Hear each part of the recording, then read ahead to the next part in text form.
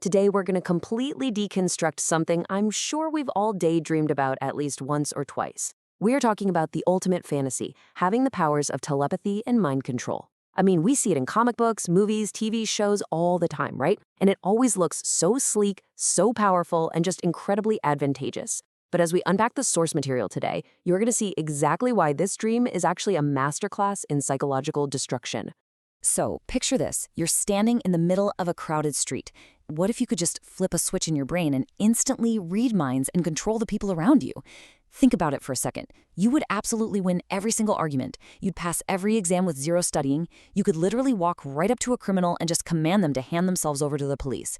It sounds like the absolute fastest shortcut to ultimate happiness, wealth, and security, doesn't it? Well, brace yourself, because the reality mapped out in our source material abruptly warns us that this fantasy is in fact a terrifying psychological horror story. Honestly, less than 48 hours with these powers, and your life would be completely unrecognizable. You see, it turns out pop culture has kind of lied to us. When we imagine telepathy, we always picture this clean, clear narrator in someone's head, politely saying, I wonder what I should eat for lunch today. But neuroscience tells a wildly different story. The human brain doesn't actually think in neat, perfectly formed internal sentences.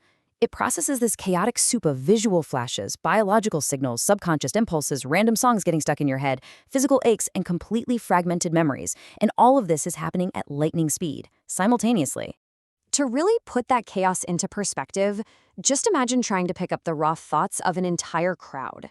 It wouldn't read like some neat little storybook. It would actually be the equivalent of putting on headphones and being forced to listen to 100 different screeching radio stations at the exact same time, played at absolute maximum volume.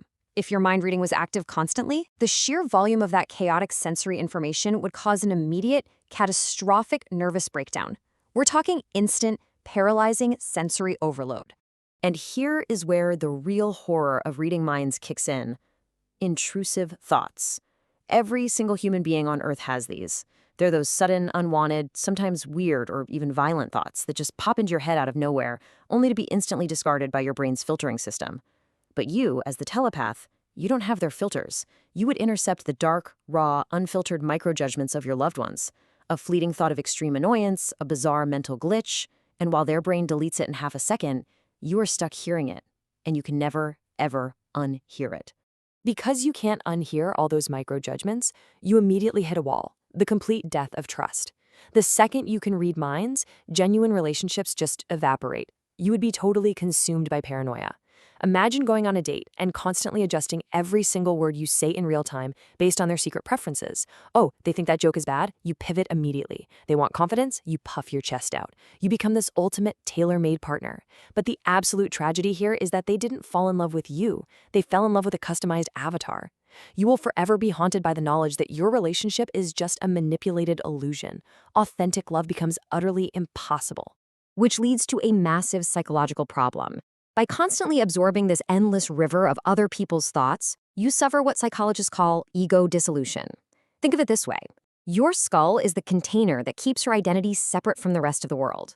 But if you're constantly soaking up the grief of a mourning stranger on the bus, the raw rage of a driver in traffic, the clinical anxiety of your coworkers, where do their emotions end and yours become? You basically become a psychic sponge. You completely lose your own boundaries, diluting your personal identity until you honestly don't even know who you are anymore. Okay, let's shift gears and look at the second half of this trap, mind control, and see how this builds the ultimate ethical nightmare. We call this the noble hero fallacy. I mean, most of us like to think we'd use mind control for good, right? We'd end wars, we'd stop crime. But the absolute second you possess the power to control humanity, every single bad thing that happens on Earth becomes your personal fault. If you choose to stay home and watch a movie instead of forcing a dictator to sign a peace treaty, well, that war is now on your hands. You become a slave to your own omnipotence, bearing this crushing burden of responsibility for 8 billion human choices. You can never, ever rest. And hey, even if you tried to just lay low and live a normal life, you'd almost certainly fall victim to the corruption of slow steps, often called the Kilgrave effect in pop culture. It starts small. On day 1, you just force a host to give you a free restaurant table so you don't have to wait. No big deal. By day 10, you skip out on the $200 speeding ticket. By day 30, you're tired of arguing with a friend, so you just rewrite their brains so they agree with you. You've slowly removed all human friction. And without friction, life just becomes a boring video game played with cheat codes, where everyone else is nothing more than a non-playable character. Your empathy entirely erodes away. Which drags us right into this terrifying philosophical nightmare known as solipsism. This is the idea that only your mind is sure to exist. Think about it for a second. If you strip away everyone's free will to say no, then every single yes you receive becomes completely, utterly meaningless. If you control the minds around you, no one is genuinely agreeing with you, no one is genuinely laughing at your jokes, and no one is genuinely loving you. You've stripped away the very consent that makes human interaction real in the first place. It creates a chilling reality where ultimately you are literally just talking to yourself in a room full of puppets. Imagine the profound, freezing loneliness of that existence. You could surround yourself with a million admirers, have massive parties thrown in your honor, and yet you would be completely, entirely alone. You'd be a living god sitting on a throne built out of hollow shells, permanently starved for genuine, unforced affection that you can never trust again. Now, let's step away from philosophy for a second and ground this in hard biology. Right now, as you're just sitting there, your brain is consuming roughly 20% of your body's total energy every single day. And that's just to process your own thoughts, regulate your own heart, and manage your own memories. That is a massive energy tax for just one single mind. So, what happens biologically when you force that delicate hardware to process multiple minds? Well, it's exactly like overheating a computer CPU by trying to run 50 heavy video editing programs all at once. The biological toll is catastrophic.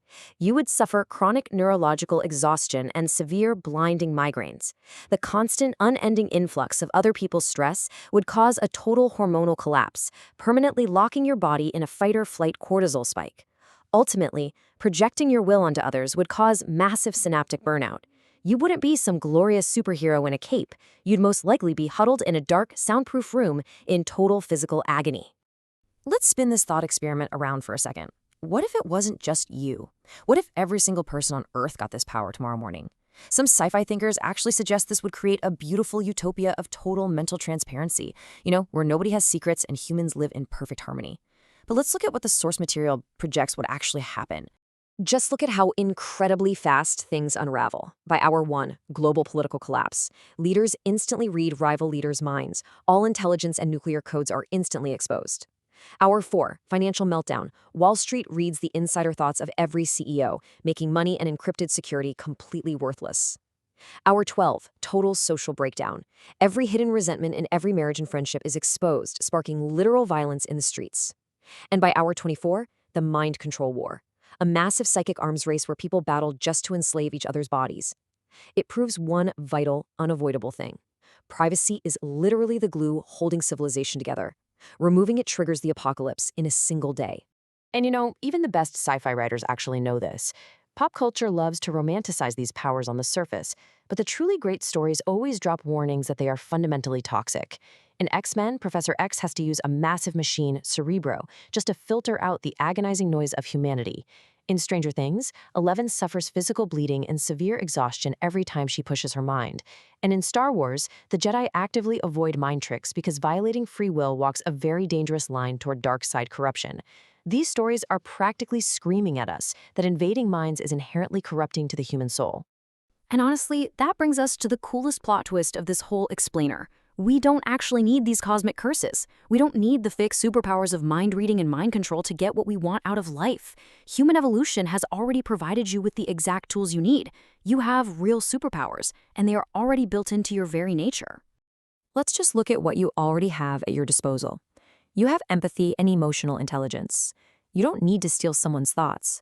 When someone voluntarily trusts you with their feelings, it means 10,000 times more. You have communication and persuasion. Inspiring someone through honest debate or kindness means they change because they actually want to change. That is true leadership, not some creepy puppet show. And finally, you have the sanctuary of privacy. The fact that your thoughts are yours alone is a massive, massive blessing.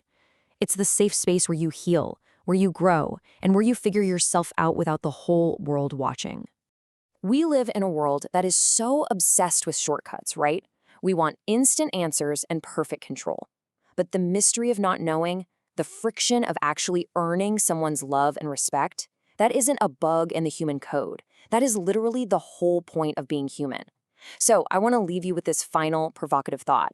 Knowing the paranoia, the absolute loss of identity, and the agonizing noise, if you were offered the power of mind reading right now, today, but you could never turn it off, would you still take it, or would you walk away? Please like and subscribe.